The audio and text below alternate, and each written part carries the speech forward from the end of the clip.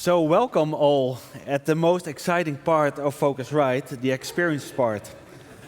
It's the third largest part in the travel, more than 300 billion in GMV, and what we always say, it's the reason to travel. So thank you all for joining.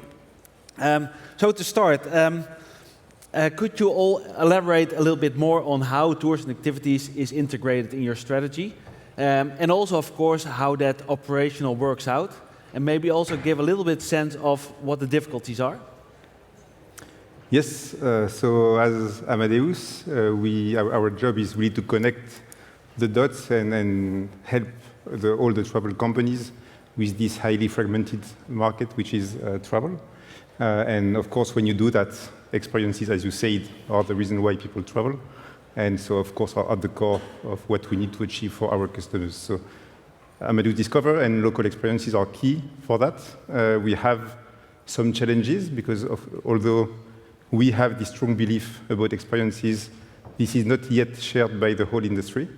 Very often when you speak about experiences, you fall in the ancillary bucket, which is not exactly the way travelers see it. So it's all about helping our customers to see the potential of experiences beyond this ancillary world. So we already have some success stories. We have some travel agents who already have a 20% attachment rate when they sell activities. And when we went to them trying to understand how they do that, they say it's very simple. I just changed the way I sell travel. When a traveler comes, I ask them, what are you going to remember about your trip? What are you going to tell your friends and family? Flights? No. Hotels?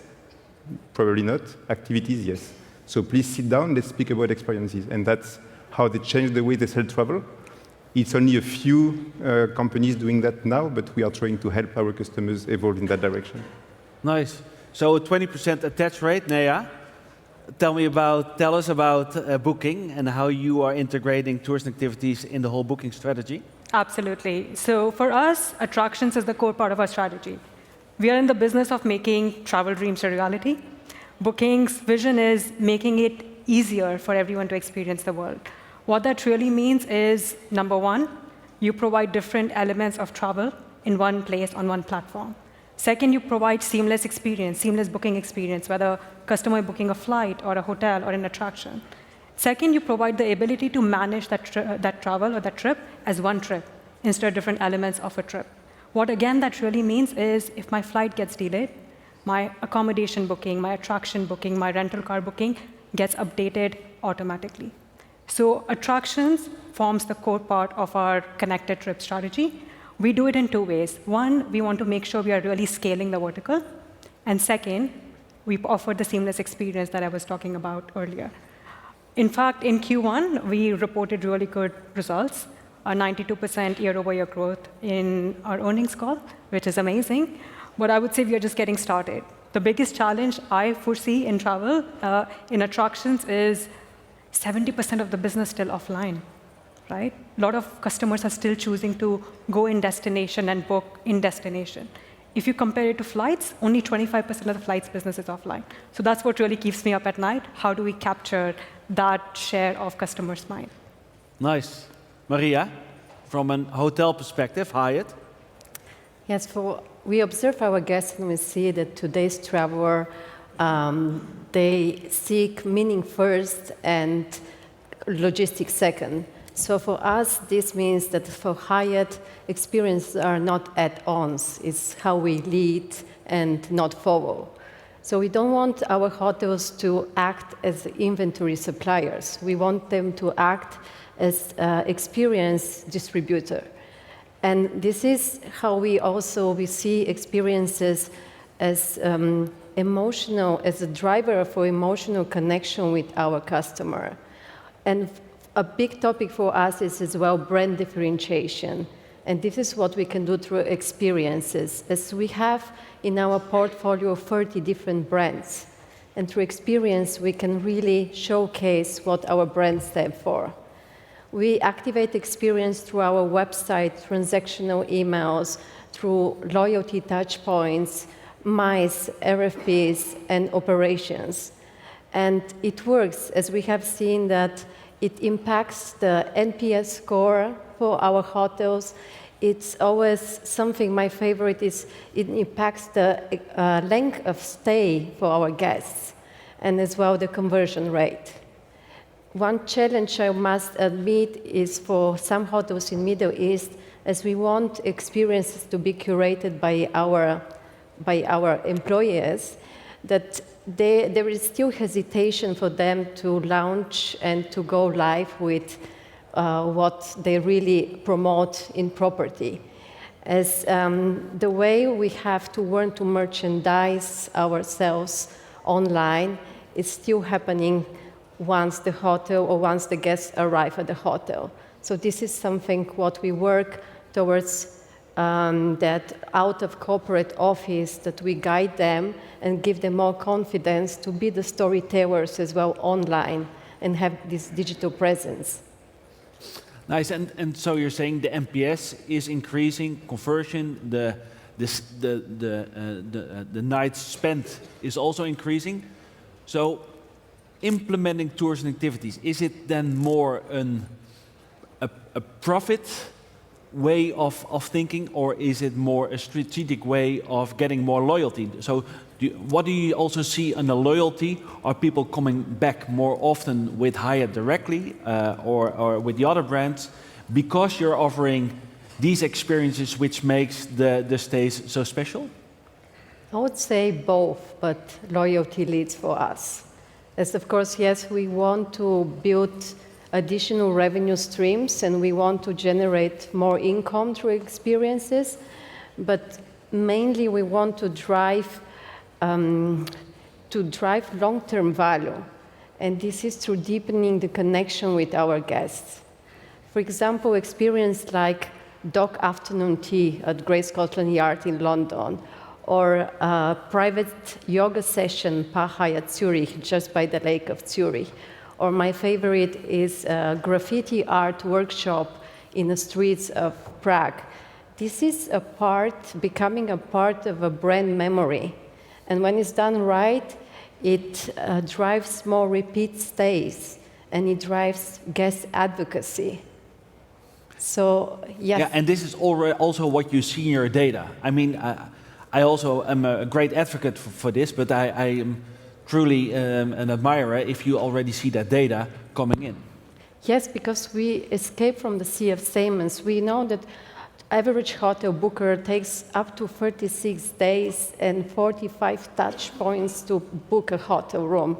And nowadays, where you can find a date within a few hours, and I still think that this decision is more impactful than booking a room, it's just we have to come up with more inspirational content and experience just to convert easily and to create or to gain more identity for what we offer, and not just gain more and more visibility, but identity. And we have seen that these are the conversions we see that they are increasing because guests who have opt-in for experience, they book direct, and they extend their length of stay. Super nice. And Neha, of course, I see it as a great part of the in-trip experience and the connected trip.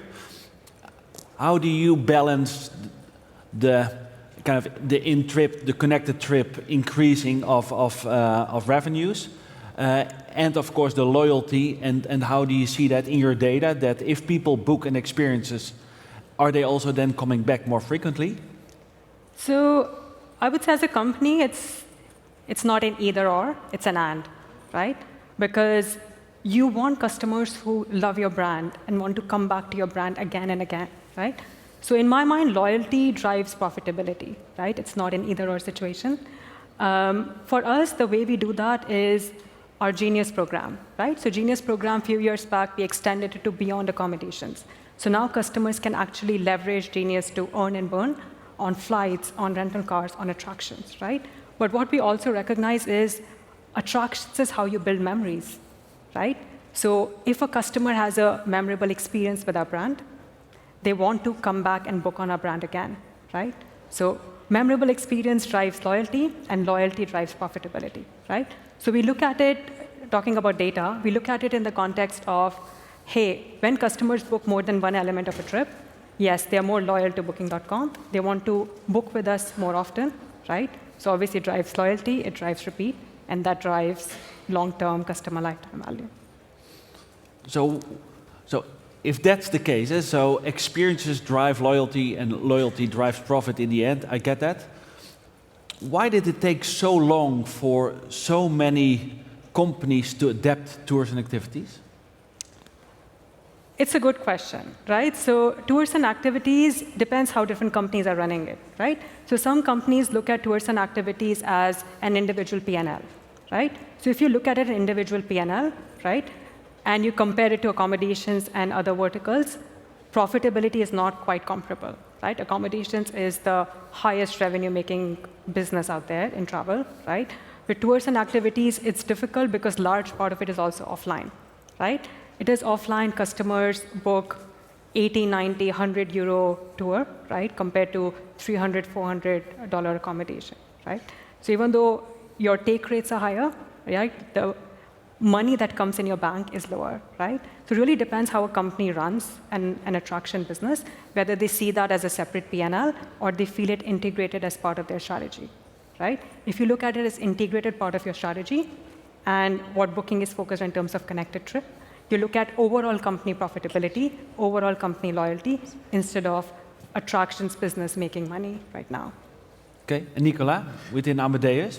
Yes, so for our customers, what we see as well on top of what you just said is if, as a previous speaker was saying, if instead of being a provider of logistics, you become an orchestrator of local experiences, you bring more loyalty, more engagement to your brand, but you also collect a huge amount of data about your travelers, which you are going to be able to use to better know your customers, to better retarget them, to better sell them the next trip that you are going to sell them. So it's also a way to be connected to what is really important for the travelers, to know what they consume, to know what they do, to know what they are looking for, and then to be able to have a better offering the next time. So it's a lot about engagement to the brand, a lot about loyalty, and also a lot about data.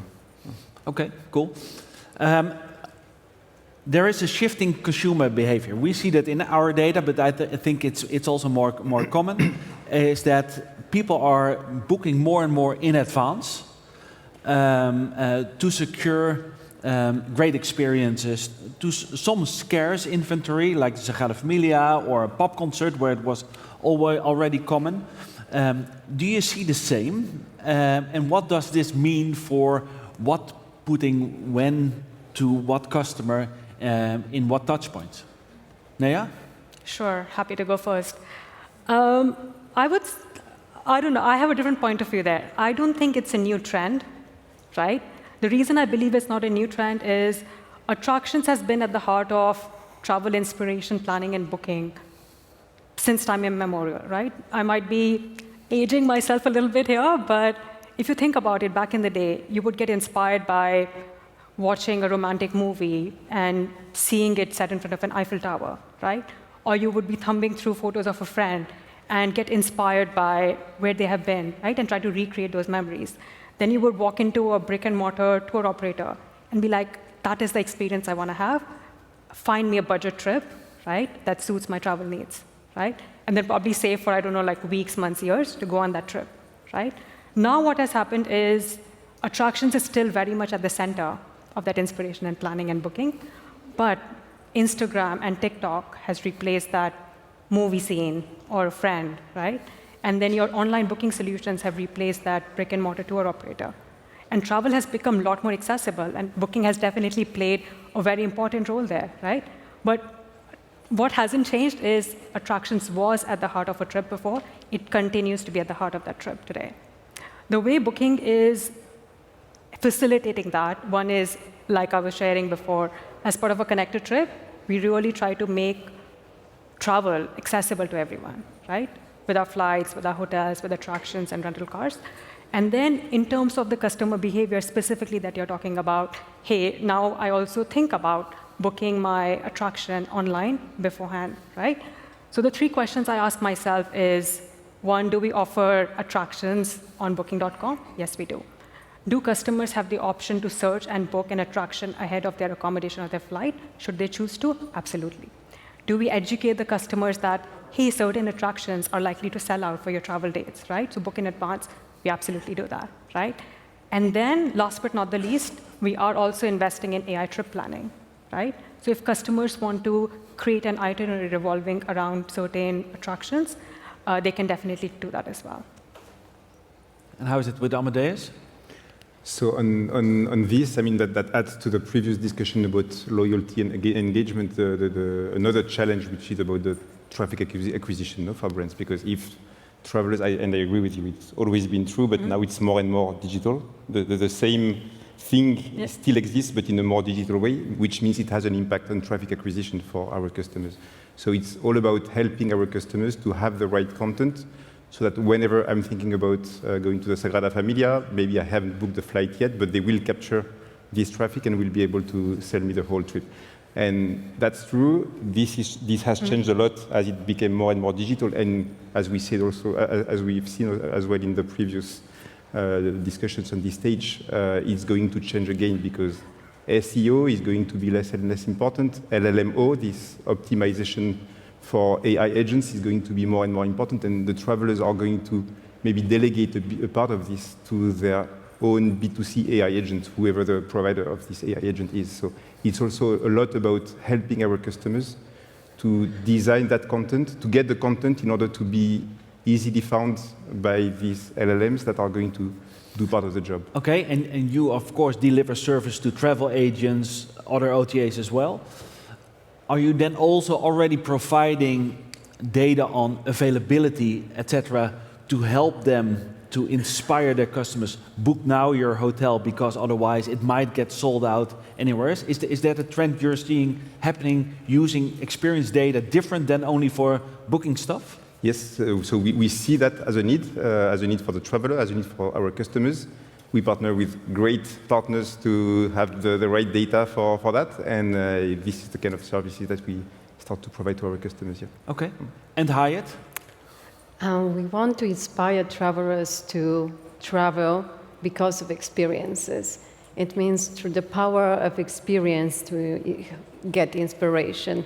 So and if experience is in the center, then as well the content which we produce or we deliver, no matter if it's just digital content promoting the experience or curated itinerary, the content is no longer, customer no longer has to search for content. Content is now relevant or is in front of them because the content has to be, about experience has to be aligned with their journey and timely, and has to have the inspiration for them to travel. So for us, in the moment where a guest chooses a destination and length of stay and a Hyatt for their journey, we know that we create real impact. Nice. And you also see that if you then deliver the right content, that their stays are getting longer instead of shorter with the right content. Correct. Because with content, we should not be a place to stay. We should be a reason to travel with our experiences. And then, as we talked before, if you buy a ticket to a concert, everything else comes after, because the experience is what you really want to do is experience that. Yeah. And all other is convenience. And convenience plus loyalty, and this is the best package. Nice, nice. So let's deep dive a little bit in selling experiences, right? There are hundreds of thousands of experiences, and if I want to visit the Colosseum or whatever, I sometimes get hundreds of options what to do. As a company that delivers a service to agents, to OTAs, how do you help them serving the right experience to the right customer at the right time? So it's true that when we go to customers, I mean, the first reaction could be to be extremely proud of how big the catalog is, how many Colosseum experiences we would have, etc. But at the end, what you see in the data is that the more you expose, I mean, the more a B2C brand is going to expose, the more it's going to become a conversion killer, because If you have too much, you don't know what to choose, and you go to another brand. So but still, it's important to have dozens and hundreds of activities in the Colosseum, because some are good for German-speaking people, some are good for families, some are good for history experts, and so on. So it's all about personalization and how to make sure that we are going to promote the right version of the Colosseum to the right traveler at the right moment. So it's a lot about, we've developed an AI recommendation engine, so we have a lot of data about each of the experiences we provide. We are able to see that this experience is great for this traveler, and to provide that through our APIs to our customers, so that they can, out of the hundreds of activities, expose the 3-4 that are relevant for this customer at this moment, in this context, and not overwhelm the customer. So it's, again, a lot about data and what AI can provide now. Okay, and Neha, how do you solve the paradox of choice? It's a very difficult problem to solve, I have to say, because choice, I think about choice in two ways, right? One is you want to have diversity of catalog, right? So suppose if I'm visiting Paris, right?